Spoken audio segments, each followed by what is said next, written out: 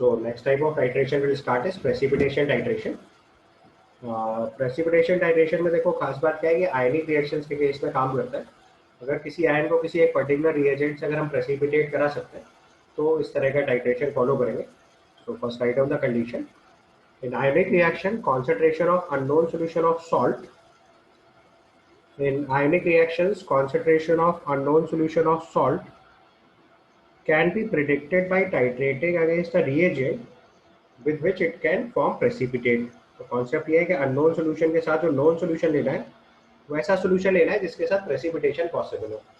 Example के case में जैसे हमने सोडियम क्लोराइड लिया या कोई भी सब्सटेंस जिसमें क्लोराइड आयन प्रेजेंट है, ब्रोमाइड आयन, आयोडाइड आयन भी ले सकते हैं, और इसकी कॉन्सेंट्रेशन अगर हमें फाइंड आउट करनी है तो हम इसको AgNO3 के साथ टाइट्रेट करते हैं। और so like for NaCl substance containing chloride ion, concentration can be known by titrating it with silver nitrate of known concentration using K2Cr2O7 as an indicator। यहाँ पे पोटेशियम क्रोमेट को इंडिकेटर की तरह यूज करते हैं क्योंकि सिलेक्टिव प्रेसिपिटेशन की वजह से क्लोराइड आयन पहले प्रेसिपिटेट होता है और जब क्लोराइड आयन पूरा प्रेसिपिटेट हो जाता है उसके बाद सिल्वर क्रोमेट प्रेसिपिटेट होता है और सिल्वर क्लोराइड का कलर तो व्हाइट होता है और सिल्वर क्रोमेट का कलर जो है वो ब्रिक रेड होता है। तो जैसे ही प्रेसिपिटेट का कलर व्हाइट से ब्रिक रेड में कन्वर्ट होगा तो silver chloride is white colour, Ag2Cr4 is brick red. तो जैसे ही हमारे प्रेसिपिटेट का कलर व्हाइट से ब्रिक रेड में कन्वर्ट होगा इससे कंफर्म हो जाएगा कि पूरा क्लोराइड आयन प्रेसिपिटेट हो गया। So it confirms that titration is over और फिर हम ग्राम इक्विवेलेंट्स इक्वल करके अमाउंट निकाल सकते हैं। ये इक्वेशन लिखे बोल से भी कर सकते हैं, that is up to you. ठीक है, एक और तरीका होता है, यहाँ पे हम लोग एक और टाइप ऑफ इंडिकेटर यूज करते हैं। मैंने आपको सरफेस केमिस्ट्री के टाइम पे बताया था, एडजॉर्प्शन इंडिकेटर। तो उसको अगले केस में नोट बना के लिखेंगे। So write down. In case of titrations of halide ions, that is chloride, bromide or iodide, against silver nitrate, adsorption indicators like eosin or fluorescein etc. can be used। तो अगर हमारे पास suppose करो silver chloride, NaCl, NaBr, KBr, NaI कोई भी substance है जिसकी silver nitrate से reaction possible है, that means precipitation is possible with silver nitrate, तो वहाँ पे हम लोग एडजॉर्प्शन इंडिकेटर्स लाइक ईओसिन और फ्लोरेसेंट भी यूज कर सकते हैं। तो आप देखो इस केस में क्या होता है, पहले इसका कॉन्सेप्ट समझते हैं, एग्जांपल से समझाता हूँ। सो let us say we have titration of KBr।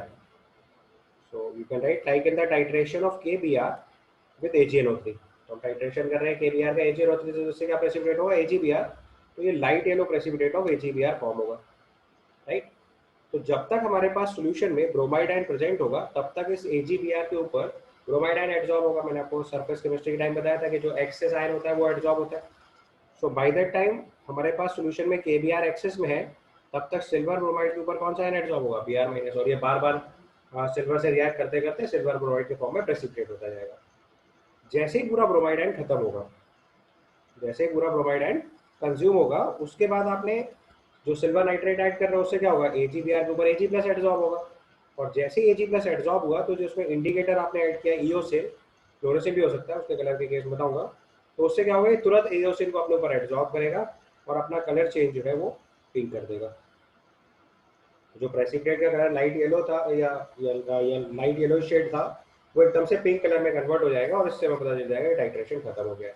तो जैसे ही ईओसिन डाई एडजॉर्ब होकर पिंक कलर प्रोड्यूस करेगी तो उससे ये कंफर्म हो जाएगा that the titration is over. तो जितना अमाउंट ऑफ AgNO3 उस टाइम तक यूज हुआ है उसके इक्विवेलेंट को हम लोग KBr के इक्वल करके फाइनली टाइट्रेशन से अमाउंट ऑफ या कॉन्सेंट्रेशन ऑफ KBr या NaCl जो भी है वो कैलकुलेट कर सकते हैं। तो कॉन्सेप्ट यहाँ पे भी वही पुराना टाइट्रेशन वाला हुआ, at the end point milli equivalent of NaCl और KBr depending on the case. पहला टाइट्रेशन मैंने केस NaCl और AgNO3 का किया था, अभी दूसरे टाइट्रेशन में हम KBr और AgNO3 ले रहे हैं। तो इस टाइट्रेशन में जो भी मिली इक्विवेलेंट ऑफ NaCl या KBr है वो मिली इक्विवेलेंट ऑफ AgNO3 के इक्वल कर देंगे and your titration is over. Okay, ये पूरा कॉन्सेप्ट ठीक से नोट कर लीजिए एक बारी, then will move to a question. So now write down a question. A silver coin weighing 11.35 gram dissolved in nitric acid, when sodium chloride was added to the solution, all silver present as AgNO3 was precipitated as silver chloride. The weight of precipitated silver chloride was 14.35 gram. Calculate the percentage of silver in the coin। तो अब देखो silver जितना भी था वो AgNO3 में convert हुआ, फिर AgNO3 को NaCl से रिएक्ट करा के हमने AgCl प्रेसिपिटेट कर लिया है। तो अगर इक्वेशन के टर्म में सबसे पहले लिखा जाए तो जो हमारे पास सिल्वर था उसकी रिएक्शन समहाउ HNO3 में करने के बाद फाइनली हमने AgNO3 बनाया और लास्ट में AgNO3 की रिएक्शन NaCl से होने के बाद सिल्वर क्लोराइड का वाइट प्रेसिपिटेट आया है और NaNO3 फॉर्म हुआ। तो इस क्वेश्चन को हम मोल से भी कन्वीनियंटली कर सकते हैं। तो AgCl के अगर हम नंबर ऑफ मोल्स निकालेंगे तो जो number of moles of AgCl होगा वही एक्चुअली में number of moles of AgNO3 होगा और वही एक्चुअली में number of moles of silver हो जाएगा, क्योंकि सिल्वर तो कंसेप्ट है, सिल्वर से पूरा सिल्वर नाइट्रेट बना। तो बेसिकली हमको सीधे number of moles of silver मिल जाएगा अगर हम number of moles of AgCl निकाल लें। तो देखो AgCl का अमाउंट गिवन है हमें 14.35 ग्राम, तो आसानी से मोल्स निकालेंगे। Molecular mass of silver chloride is 143.5। तो यहाँ से हम सीधे number of moles of silver अगर कैलकुलेट करेंगे तो this is actually number of moles of AgCl। और जो हमारी कैलकुलेशन के हिसाब से 14.35 है 143.5 करेंगे तो 0.1 आ जाएगा, राइट। तो यहाँ से अमाउंट ऑफ प्योर सिल्वर आ जाएगा अपने पास। Amount of pure silver will be 0.1 mole है। Molecular mass of silver is 108, so 10.8 gram हो गया। और हमारे पास सैंपल का मास देखो कितना है 11.34 gram. Sample mass is 11.34 gram silver coin का। इससे हम लोग परसेंटेज ऑफ सिल्वर कैलकुलेट कर सकते हैं। तो यहाँ से अगर हम अगले स्टेप में परसेंटेज ऑफ सिल्वर कैलकुलेट करेंगे तो percentage of silver will B 10.8 divided by 11.35 into 100। इसको आप सिंप्लीफाई कर लो, आपका परसेंटेज आ जाएगा। So this comes out to be 95.23%। तो ऐसे हम लोग प्रेसिपिटेशन टाइट्रेशन के थ्रू उन सब्सटेंसेस के अमाउंट इवेल्युएट करने में सक्सेसफुल होते हैं जो प्रेसिपिटेशन के थ्रू कोई रिएक्शन परफॉर्म करते हैं, स्पेशली आयनिक सब्सटेंसेस की रिएक्शन काम करेगी। अब एक और इसी तरीके का क्वेश्चन डील करते हैं। Write down another question. 6.2 gram of sample containing sodium carbonate and sodium bicarbonate 6.2 gram of a sample containing sodium carbonate and sodium bicarbonate and a non-volatile inert impurity on gentle heating loses 5% of its weight due to a reaction 2NaHCO3 gives Na2CO3 water and CO2। यानी bicarbonate ion heat करने से CO2 evolve हो जा रही है। आपको पता है कि alkali metal carbonates thermally stable होते हैं और alkali metal bicarbonates are thermally unstable. तो हमारे पास सोडियम कार्बोनेट, सोडियम बाइकार्बोनेट और non volatile inert impurity mixture है। तो अगर हमने इसको हीट किया तो weight loss is because of heating of sodium bicarbonate. Non volatile substance का वेपर नहीं बनेगा तो उसकी हीटिंग में कोई लॉस नहीं हुआ, ये चीज याद रखनी है। That given residue is dissolved in water and found to 100 ml solution and its 10 ml portion requires 7.5 ml of 0.2 m aqueous solution of BaCl2 for complete precipitation of carbonate. Residue is dissolved in water and form 100 ml solution and its 10 ml portion requires 7.5 ml of 0.2 m aqueous solution of BaCl2 for complete precipitation of carbonate. Determine the weight in grams of sodium carbonate in the original sample। अब देखो आपको पता है मैंने इस तरह के questions के लिए हमेशा आपको क्लू दिया है कि हमेशा जब भी आपको वेरिएबल अज्यूम करना हो स्टोइकियोमेट्रिक क्वेश्चन में स्पेशली अज्यूम मोल्स और milli moles, that is better. Don't consider mass. Although मैं यहाँ सोडियम कार्बोनेट का मास निकालना है but we'll calculate it by calculating milli moles and finally multiplying it with the molar mass. तो उससे हम wait निकालेंगे। तो हमेशा इस बात का ध्यान रखना है क्योंकि अननेसेसरी फिर फ्रैक्शन वाले टर्म बनते हैं, उनको कैलकुलेट करना बहुत टेक्निकल हो जाता है। So I have assumed that we have two substances, sodium carbonate A millimole, sodium bicarbonate B millimole।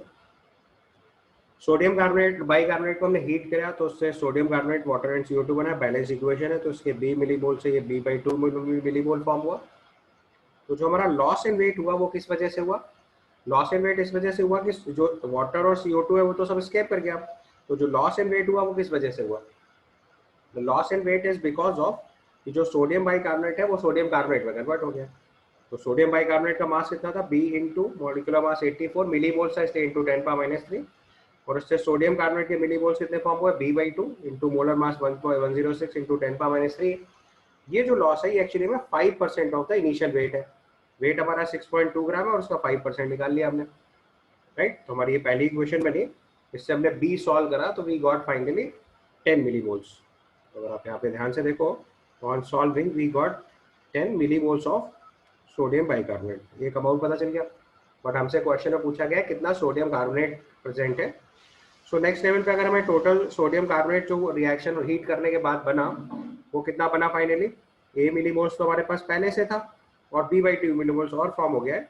तो हमारा जो 100 ml का सैंपल है उसमें A plus B by two millimoles of Na2CO3 present है, राइट। और क्वेश्चन में गिवन है कि जो भी सोडियम कार्बोनेट फॉर्म हुआ है वो फाइनली BaCl2 से रिएक्शन करके प्रेसिपिटेट बना देना है in the form of carbonate. तो सोडियम कार्बोनेट की BaCl2 से रिएक्शन लिखेंगे, it will form barium carbonate and NaCl। तो जितने मोल सोडियम कार्बोनेट है उतने ही मोल BaCl2 रिएक्ट कर रहा है। So we can simply write millimoles of sodium carbonate in 10 ml of the sample will be equal to millimoles of BaCl2। अब देखो ये हमारा सैंपल था 100 ml, तो 100 ml में A plus B by two moles है, तो 10 मिलीमोल में 10 ml में कितना हो जाएगा 1/10 of A plus B by two, और इसको मिलीमोल्स ऑफ BaCl2 इक्वल कर दो। So 1/10 into A plus B by two is equal to 7.5 into 2.2। यहाँ से सिंप्लीफाई करेंगे तो A plus B by two की वैल्यू आ जाएगी 50, बी आप ऑलरेडी 10 निकाल चुके हैं, तो यहाँ से सॉल्व होकर ए की वैल्यू आ जाएगी 10 मिलीमोल्स। यहाँ से हम सॉल्व करेंगे तो ए की वैल्यू सॉल्व होकर कितनी आ जाएगी 10 मिलीमोल्स। और एक बार इसका मिलीमोल्स पता चल गया तो मोलर मास से मल्टीप्लाई कर दो। सो 10 millimoles into molar mass 106 millimoles है, इसलिए 10⁻³ मल्टीप्लाई करो, मोल्स में कन्वर्ट हो गया। एंड फाइनली इसको सॉल्व करेंगे तो हमारा फाइनल मास 1.06 ग्राम आ जाएगा। And that is final answer of this question. तो देखो it is also a kind of precipitation titration, जिसमें हमने जो भी कार्बोनेट फॉर्म था उसको बेरियम कार्बोनेट के फॉर्म में प्रेसिपिटेट किया।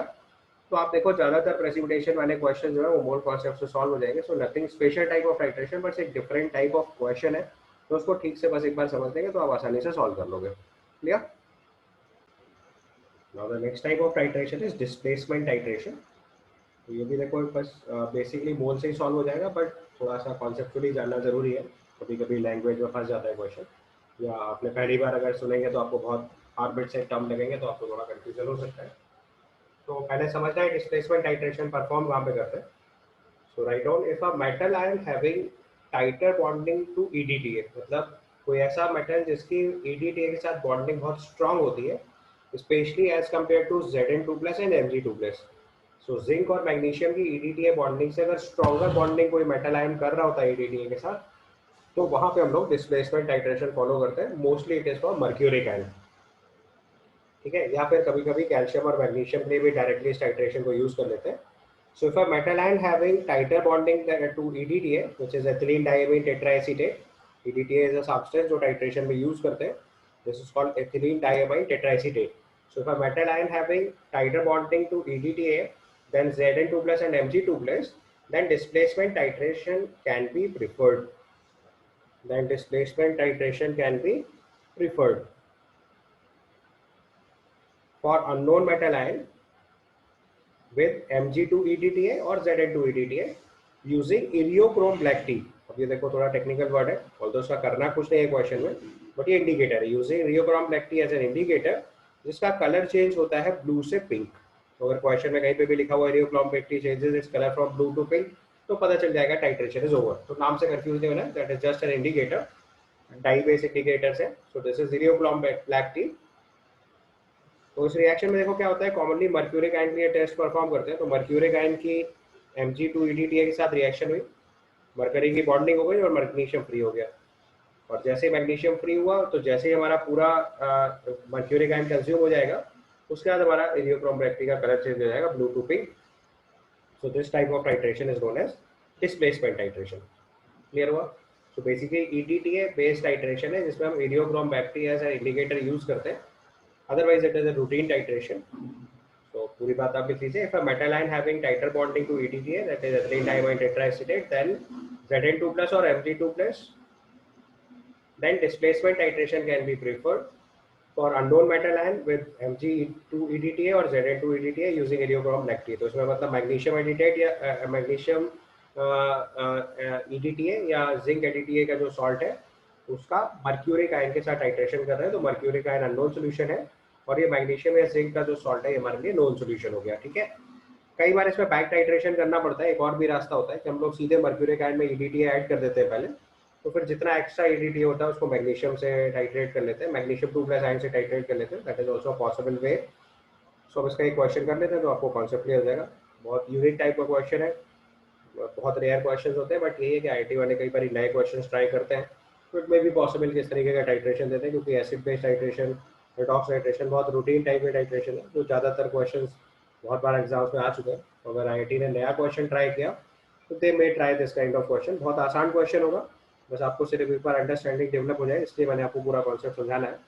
So just right down a question. A 20 ml of a solution containing mercuric ion in dilute HNO3, or 20 ml of a solution containing mercuric ion in dilute HNO3 was treated with 10 ml of 0.05 m EDTA, was treated with 10 ml of 0.05 m EDTA, and the solution was added with ammonia NH4Cl buffer solution to give pH of 10. Normally ये titration pH sensitive होते हैं, तो इनको हम लोग mostly buffer solution में perform करते हैं। और तो क्वेश्चन सॉल्विंग में बफर सोल्यूशन का कोई रोल नहीं है, सिर्फ क्वेश्चन को भारी बनाने में हेल्पफुल है। मतलब आपको थोड़ा सा प्रेशराइज करने के लिए ऐसा लिखा जाता है। क्वेश्चन में इसका कोई यूटिलिटी नहीं होती, क्योंकि इस तरह के टाइट्रेशन पीएच सेंसिटिव होते हैं, तो नॉर्मली एक स्टैंडर्ड पीएच मेंटेन कराने के लिए बफर सोल्यूशन ऐड कर देते हैं। यहाँ पे अमोनियम क्लोराइड का बफर सोल्यूशन ऐड कर दिया जिसका पीएच 10 है, and we have nothing to do with this pH, सिर्फ प्रैक्टिकल कंडीशन है, क्योंकि इसी कंडीशन में टाइट्रेशन होता है, तो इसलिए मालूम होना चाहिए।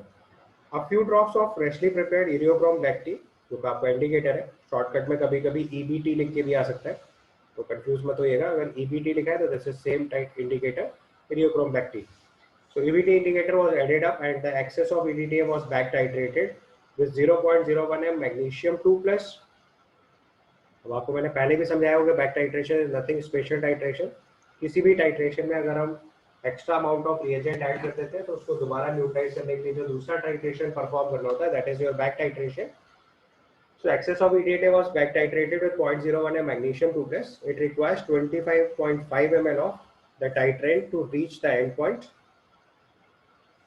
Calculate the molarity of mercuric ion in the sample. This is the question.